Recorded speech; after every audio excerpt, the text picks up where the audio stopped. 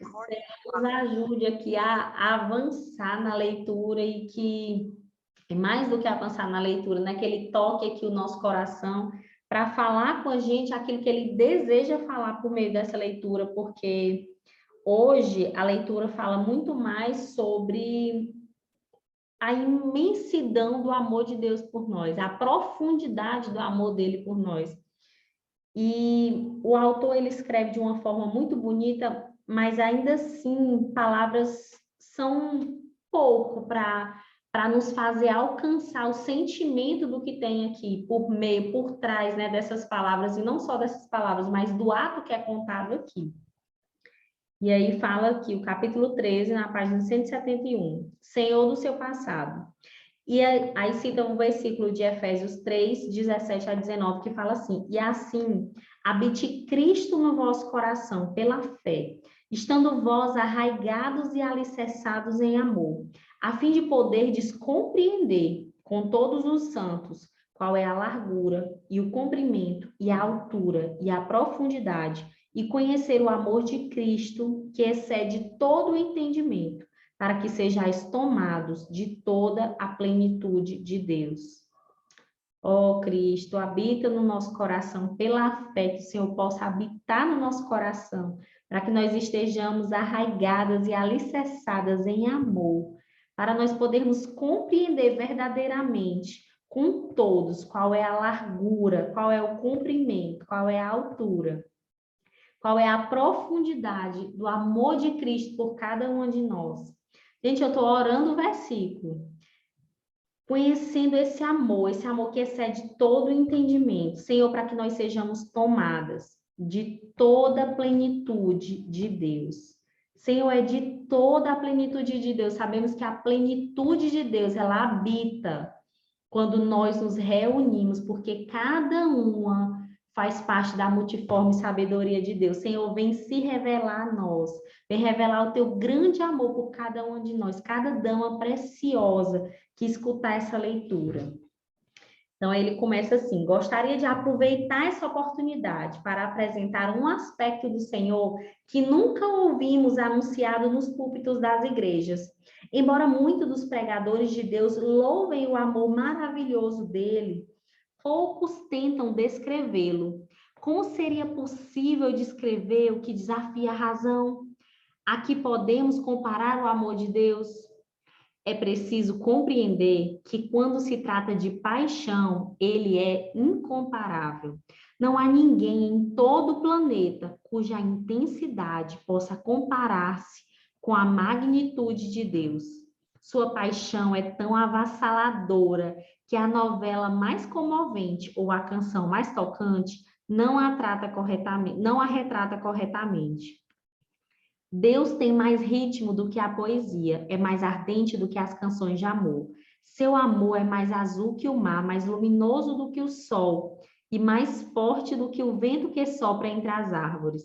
Seu amor tem sido raramente ensinado, compreendido e recebido, o que é lamentável. Só posso tentar descrever o que a Bíblia declara ser o amor de Cristo que excede todo o entendimento. O astronauta que subiu além da atração gravitacional da Terra deixou nosso planeta para trás, viajou através da nossa galáxia e observou detalhadamente as estrelas e planetas daquela imensa altura. Não conseguiu ultrapassar a altura do amor de Deus, mesmo ele tendo, né, subido, ido além da gravidade, ele não conseguiu ultrapassar essa altura do amor de Deus.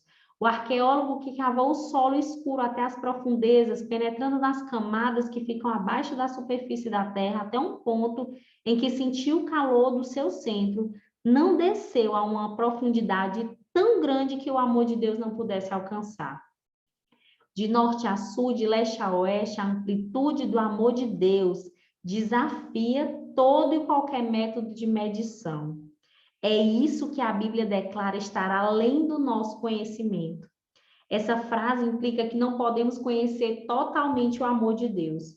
Embora não possamos conhecê-lo, podemos, com extraordinária humildade, aspirar a esse conhecimento. Quem aí aspira a conhecer esse amor que o homem, por mais tecnologia, por mais avanço que faça, ele não consegue alcançar, seja nas maiores alturas ou nas maiores profundidades.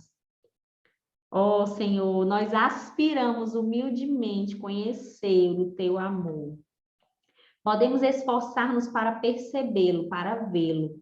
Podemos saltar para alcançá-lo, embora entendamos, mas que nossas fúteis tentativas comecem, que no ápice de nosso entendimento deixamos de aprender a magnitude e maravilha do amor de Deus, cuja graça desafia nossa mente finita. A nossa mente é cartesiana, ela encontra limite nas coisas, mas esse amor, ele não tem fim, ele não tem barreira.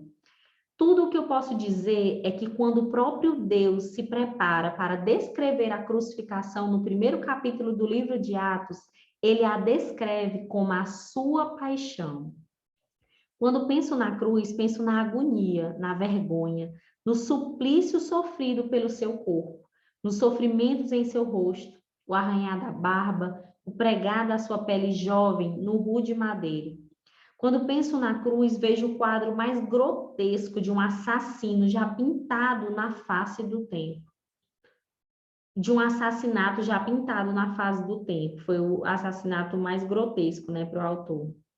Foi tão medonho que até o sol envergonhou-se, o solo sentiu tamanho desconforto que começou a tremer.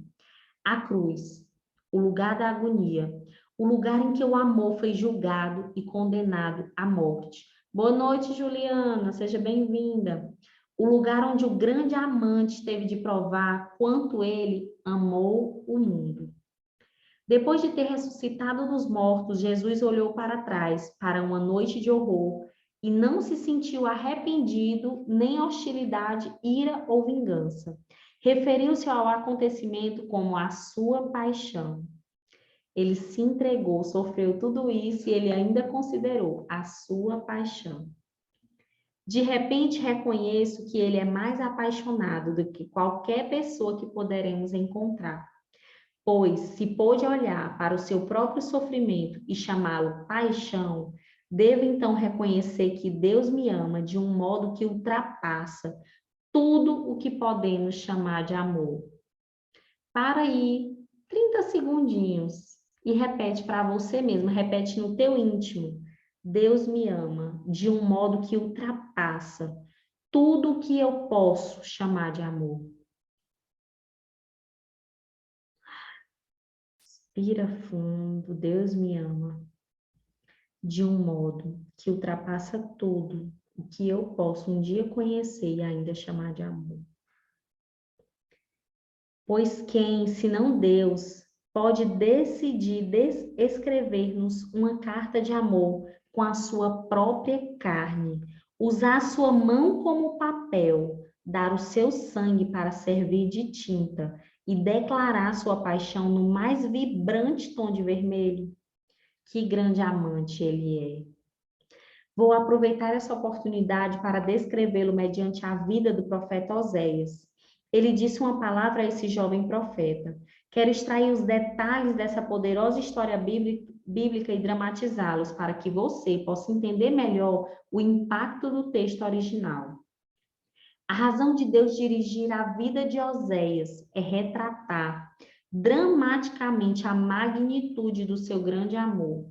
Ele precisava de alguém para compreender o nível da sua paixão. E falou então a esse jovem profeta amável, correto. Olha quem era Oséias: amável, correto, puro, honrado, que se mantivera incontaminado pelo mundo e se reservara para uma donzela.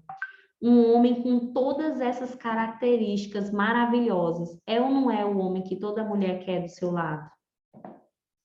E aí ele, com todas essas qualificações, Deus reservou algo especial para esse homem passar, né? Pelo que Deus quer nos representar como o amor dele por nós.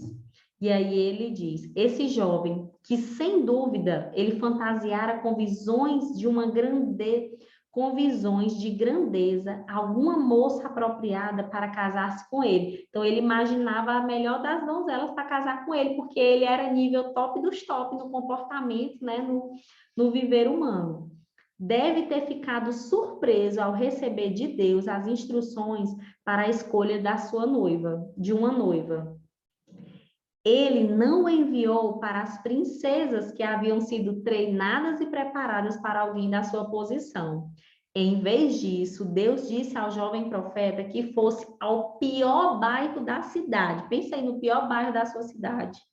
E Deus disse assim: Oséias, vai naquele lugar, escolhe uma esposa com um passado tão degradante que tu sabe o que é ninguém haveria de querê-la.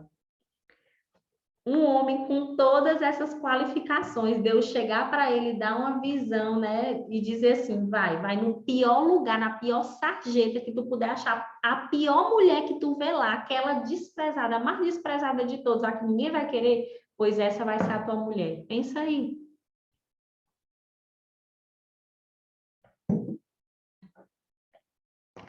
É desafiador. Que choque deve ter sido para ele o fato de Deus pedir-lhe que se casasse com uma prostituta. Uma mulher da rua que passara de mão em mão, de cama em cama. Quem aí já viu uma mulher que é uma mulher que fez, né, a vida toda esse trabalho de prostituição? Vocês já viram a mulher assim, como ela fica acabada, deteriorada? Você olha para o semblante da pessoa, é um semblante todo caído de uma mulher de cara de sofrimento. Se você tiver a oportunidade de conhecer, olhe com muita compaixão para essa pessoa, porque ela já foi muito sugada. Toda a esperança do coração dela foi rompida, foi roubada com esses atos. Enfim, quem for de Teresina e estiver aí assistindo, deve conhecer uma mulher muito famosa, e aí eu frequentava um lugar que de vez em quando eu via ela lá, e é a dona do maior bordel da cidade. Pode falar, Marleide.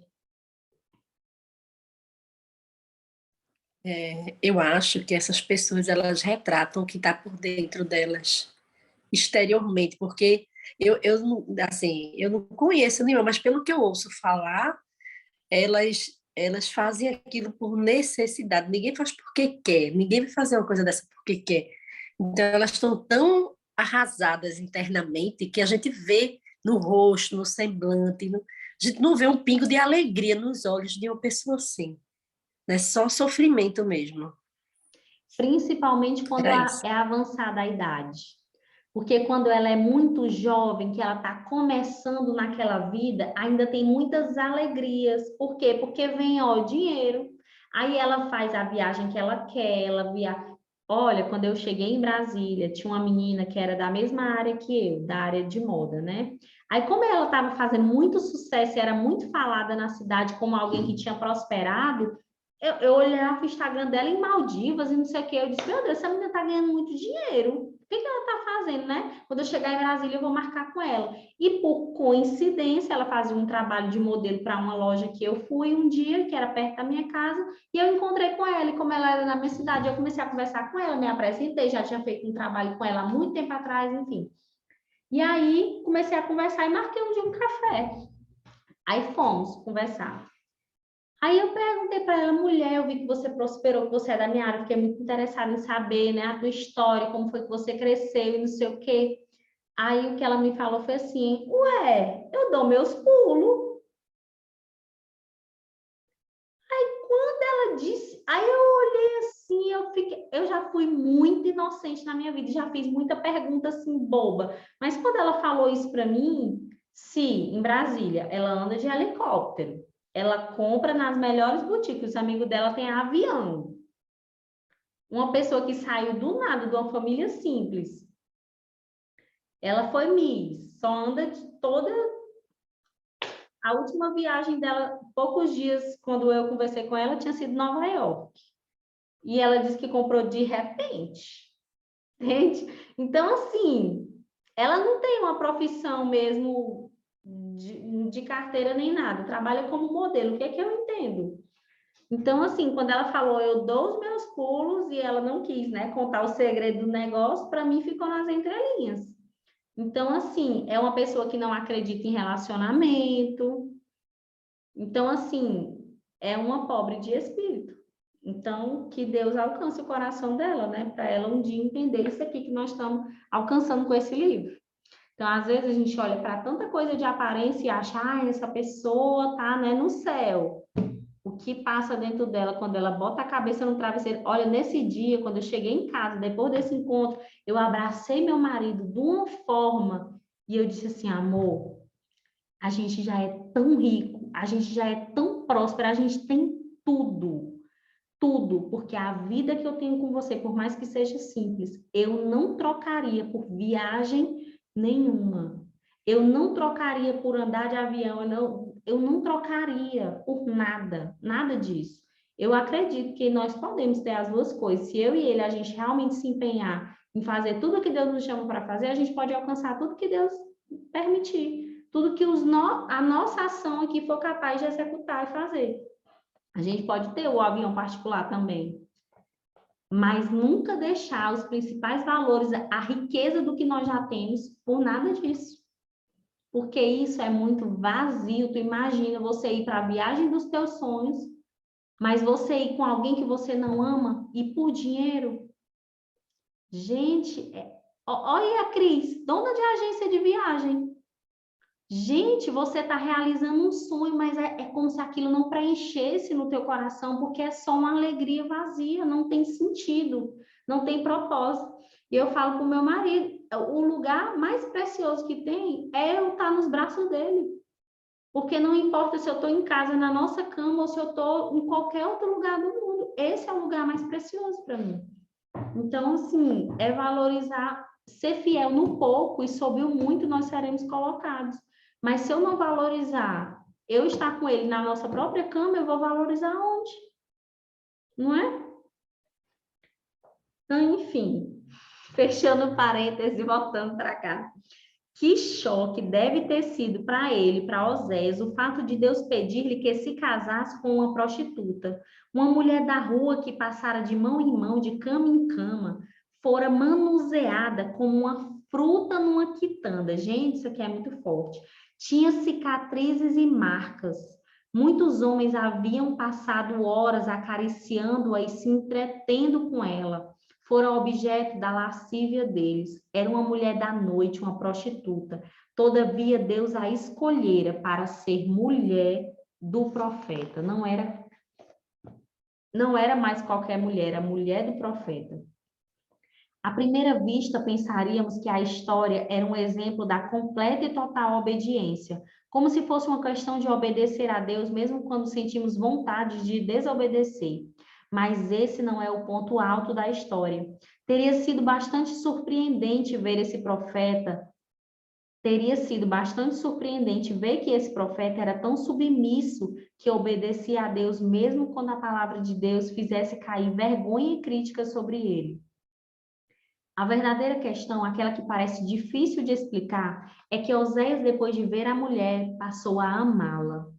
Estou certo de que ele esperava ser arrastado para esse casamento, cheio de ansiedade e frustração. Mas não foi assim. Interessante, mesmo sendo essa mulher, ele não viveu em ansiedade e frustração, não foi em medo, não foi em vergonha. Ele amou verdadeiramente essa mulher, mesmo ela sendo uma desprezada. Veja bem, Deus criou nele, olha só, Deus criou nele uma paixão por essa pessoa indigna de amor. É isso que Deus frequentemente faz, amar os que não são dignos de amor. Como seria possível que um jovem tão puro pudesse amar alguém tão vil? O nome dela era Gomer. Gomer significa completa, mas ela podia ser tudo menos completa. Pelo menos não era quando a conheceu. Mas isso não quer dizer que não fosse, antes de tudo, ser dito e feito. Veja bem, o nome dele é Oséias, que significa livramento.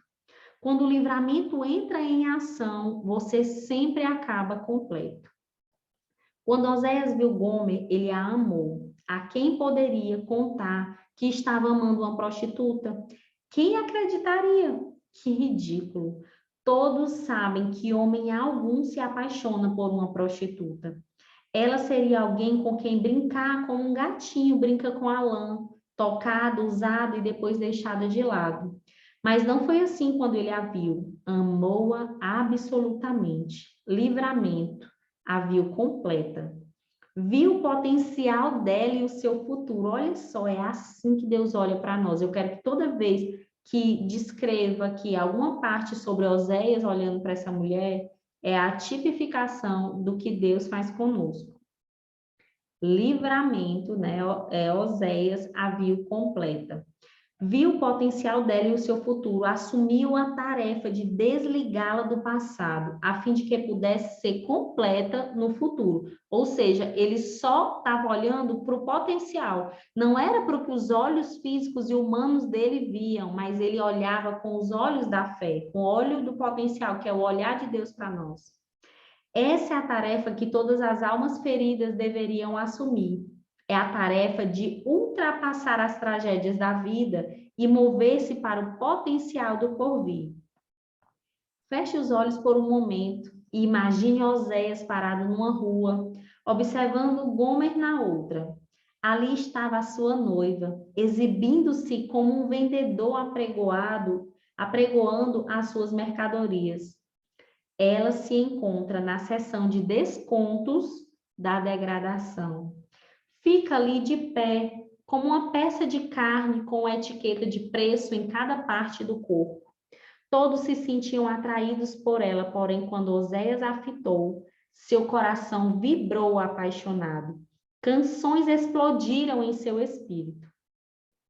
Ele não a viu como uma prostituta, mas como sua esposa. Viu-a como a mãe de seus filhos, viu-a como uma joia preciosa.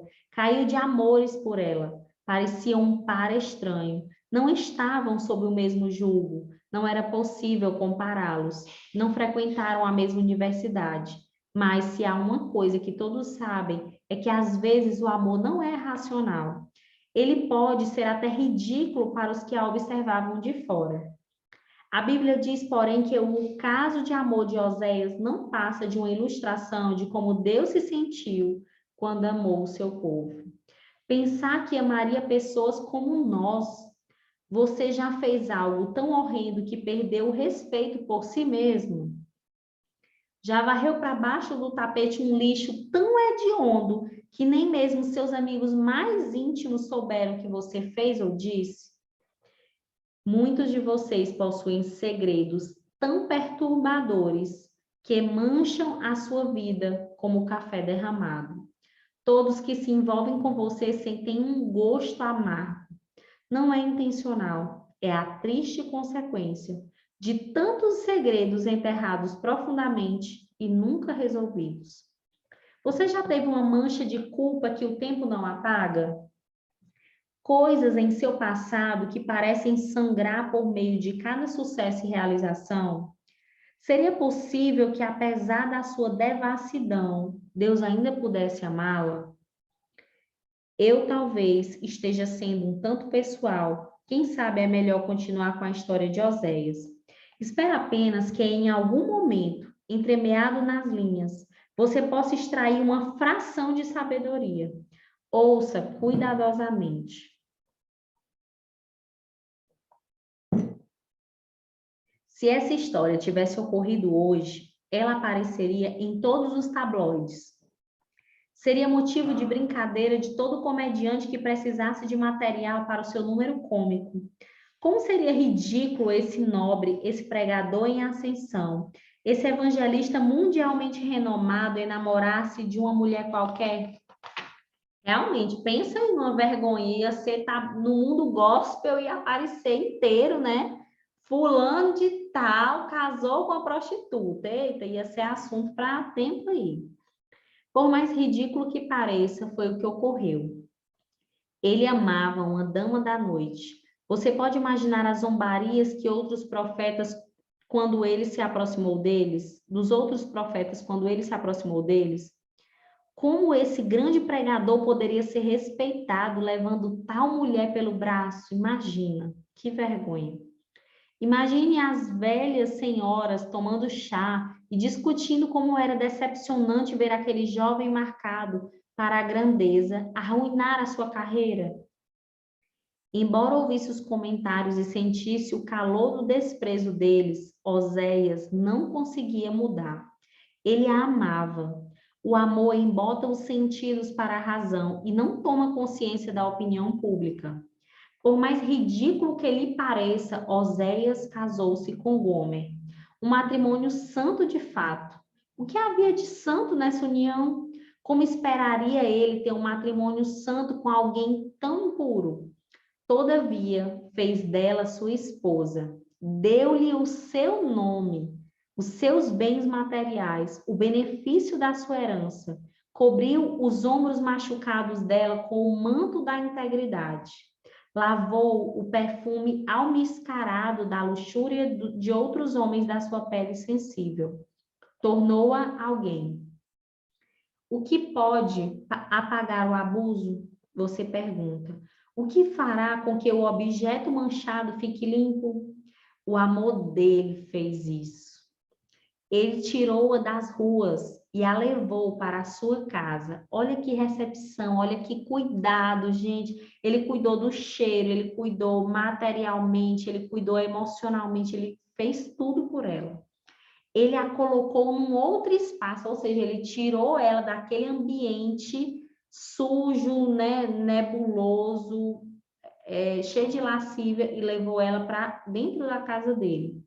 Levou-a para lugares em que ela nunca tivera permissão de entrar. Nunca antes ela teve permissão de entrar nesses lugares, mas agora ele chegava com ela, andando pelo braço e apresentava ela como esposa. Queria torná-la uma dama. Seu desejo era aquecer o seu coração e isolá-la do frio.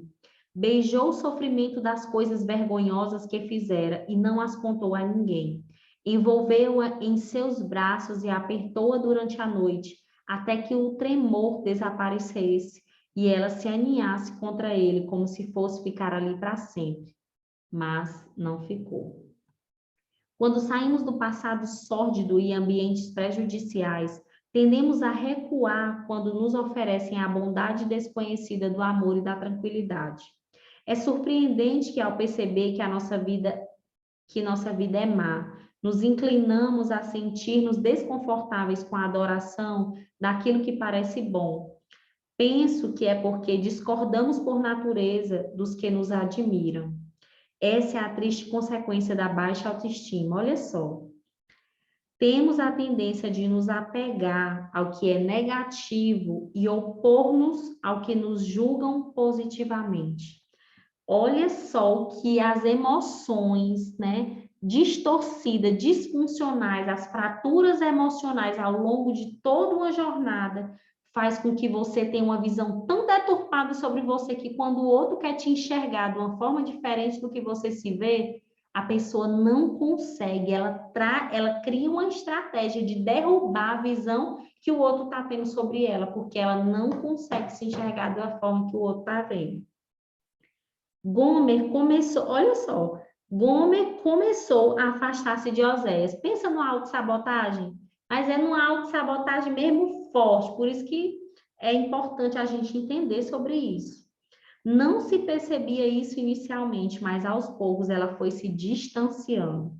Ficava muitas horas longe de casa, passava horas fazendo compras no mercado. Ele notou o olhar distante voltando aos seus olhos. Sabia que a última vez que a abraçara, ela se mostrou reticente. Repetia as mesmas palavras, mas a intensidade diminuíra e a paixão se dissipara.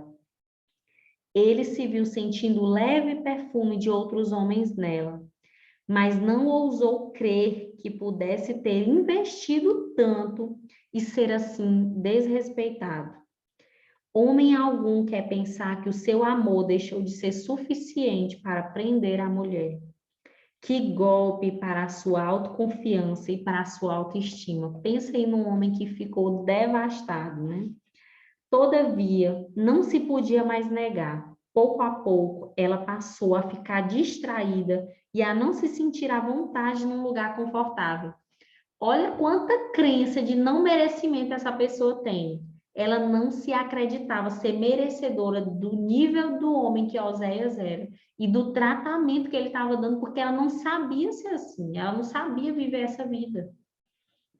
Por isso que é importante criar novos repertórios, a gente está perto de pessoas que vivem a vida que a gente quer viver, para ter novas visões, novas perspectivas, para...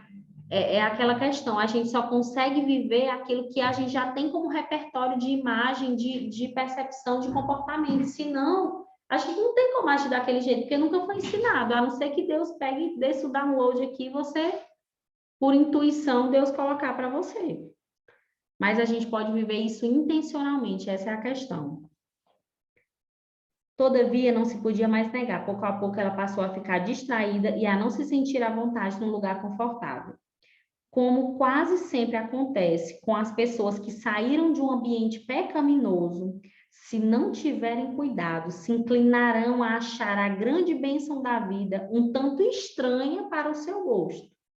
Oséias e Gomer tiveram vários filhos, mas está escrito que nenhum deles se parecia com o pai. Meu Deus. É raro que algum homem se sinta bem criando filhos que não gerou, principalmente se foram concebidos enquanto a mulher estava comprometida com ele. Gomer criou os filhos na casa de Oséias, colocou-os para dormir na cama dele. Ele os alimentou e vestiu, mas não se pareciam com ele, pelo contrário, se assemelhavam a outros da vizinhança. Minha gente, pensa na dor que esse homem viveu.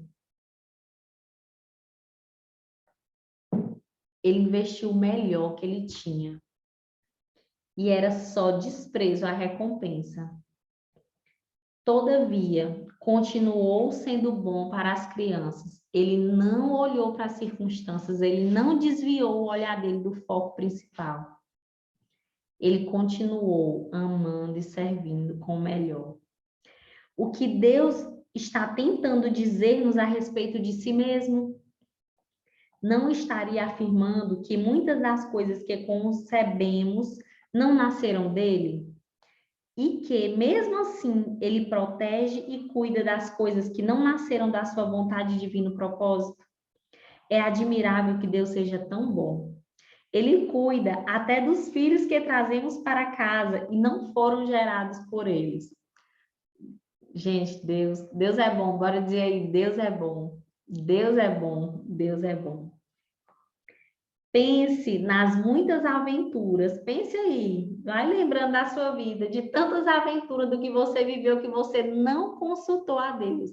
E que os frutos que foram gerados da sua falta de consulta, ele ainda assim recebeu e cuidou.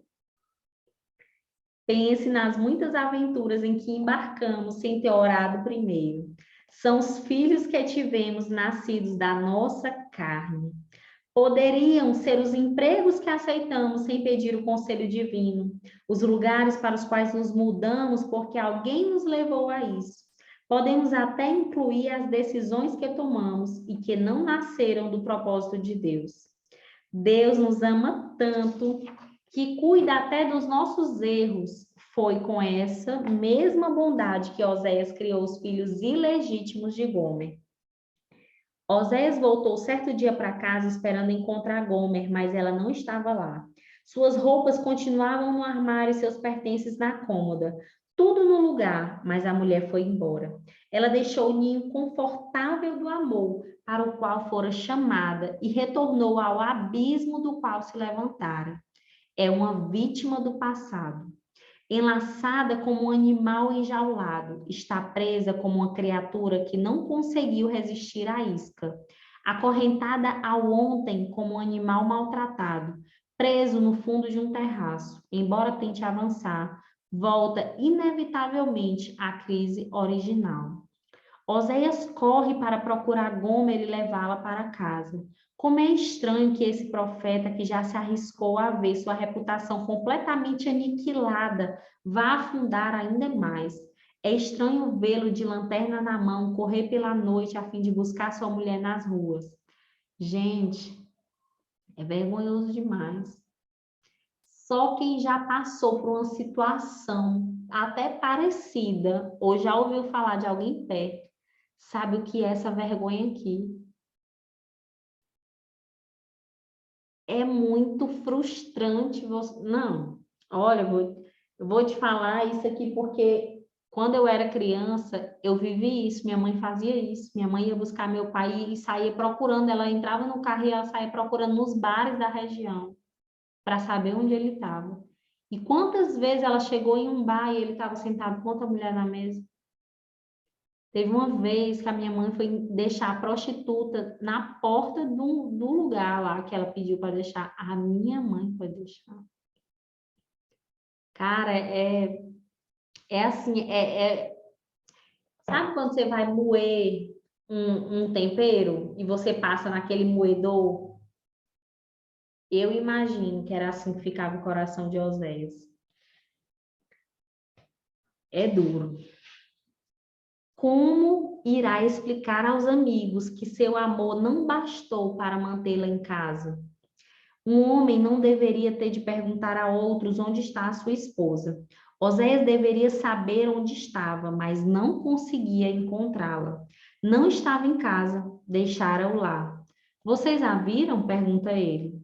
Você pode até imaginar alguém dizendo a Oséias: esqueça essa mulher, que diacho é Oséias, que tu ainda quer com uma mulher dessa? Uma mulher que fez tudo isso contigo? Eu imagino que o povo no Nordeste falaria assim para ele, né? Esqueça essa mulher, ficará melhor sem ela. Há, porém, algo no amor que não permite esquecer. Ele corre então de rua em rua, sentindo o frio das pedras debaixo dos pés e o vento áspero do leste soprando através das suas roupas. Sua voz grita na noite, é o som do desespero, é o chamado de Deus para o mundo perdido e agonizante. Gomer, Gomer, estou à sua procura e não descansarei enquanto não a encontrar. Que tipo de amor é esse? Você pergunta. É o amor de um Deus que interrompe o seu repouso, deixa a eternidade, vem na pessoa de Jesus Cristo e anda pelas ruas gritando por nós, filhos perdidos que se afastaram dele. Oh, meu Senhor, tu é lindo demais.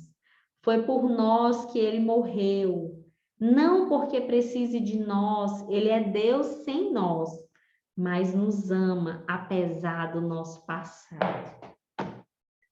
Eita Deus, fala Deus, quem aí está recebendo assim sabe aquele tapa assim na cara com amor?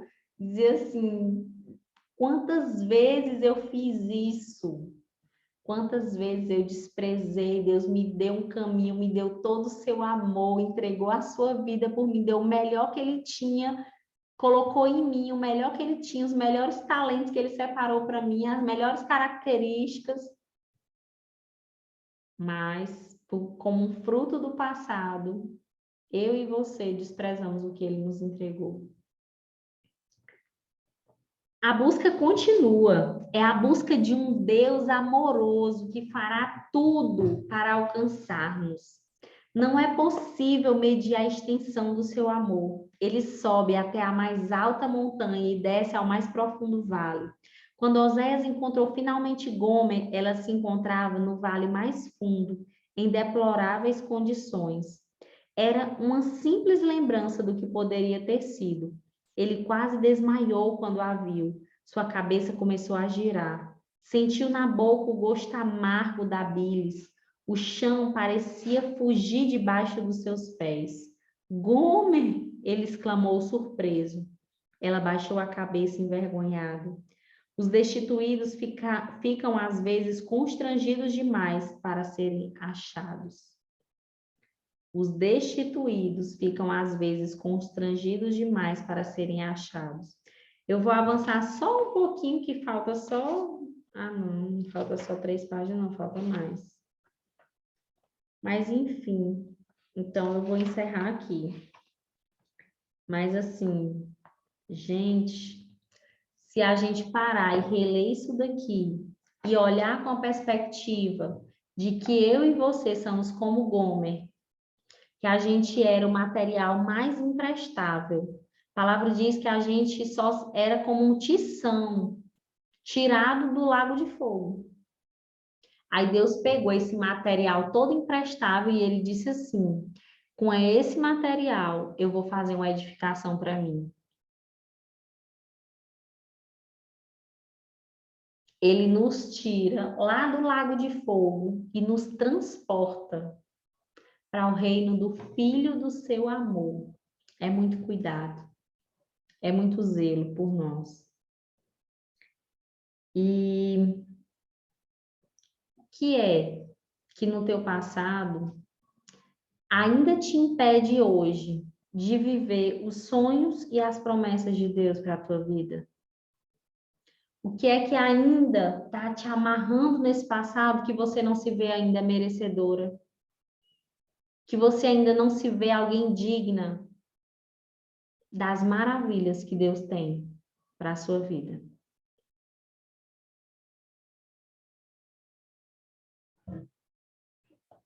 Porque quantas oportunidades? Pensa aí nos teus maiores problemas e pensa nos teus maiores sonhos.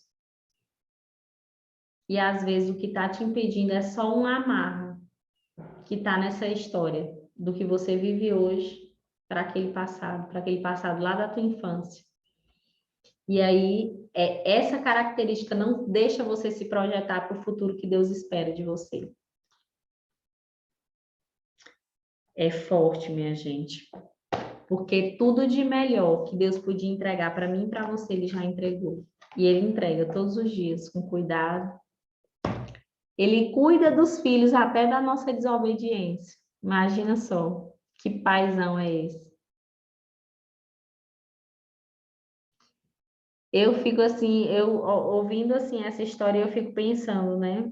Quais foram as vezes que eu entrei em algo e foi sem essa presença de Deus? Conscientemente hoje olhando, né? Que não teve essa presença de Deus. Uma certeza eu tenho, no meu casamento não foi não. Porque essa escolha eu fiz debaixo de muita oração, muita consagração, dizendo: Senhor, se não for da tua vontade, tira de mim, eu vou lá para os Estados Unidos, faço um intercâmbio, vendo meu carro, peço demissão do emprego, faço uma reviravolta na minha vida. Eu só não quero entrar num casamento que não é para ser teu.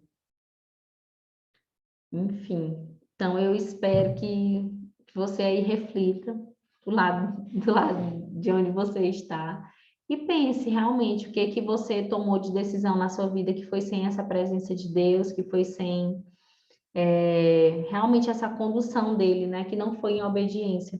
Eu gostei muito do dia aqui que a Gleucha deu o depoimento dela e ela falou que ela estava noiva, né? E que ela nunca tinha tido a coragem de perguntar para Deus se realmente ele era o homem da vida dela. E aí teve um dia, até que um dia ela teve coragem e perguntou isso para Deus, e quando ela perguntou, logo depois Deus desvendou assim tudo, né? E deixou tudo assim a pratos limpos. Então, assim, que bom que ela perguntou antes de casar, porque depois talvez fosse ainda pior. Talvez não, eu creio que seria, né? Então, assim, Deus deu um grande livramento, né? Aí, quem é que tem o nome de livramento? Acho que é Oséias, né? Então, foi um grande Oséias para ela. E, enfim, com certeza é uma coisa que mexe muito emocionalmente, mas de outra forma, né? Deus foi cuidadoso e amoroso com ela, se a gente pensar por outro aspecto, né? Cris, você quer falar?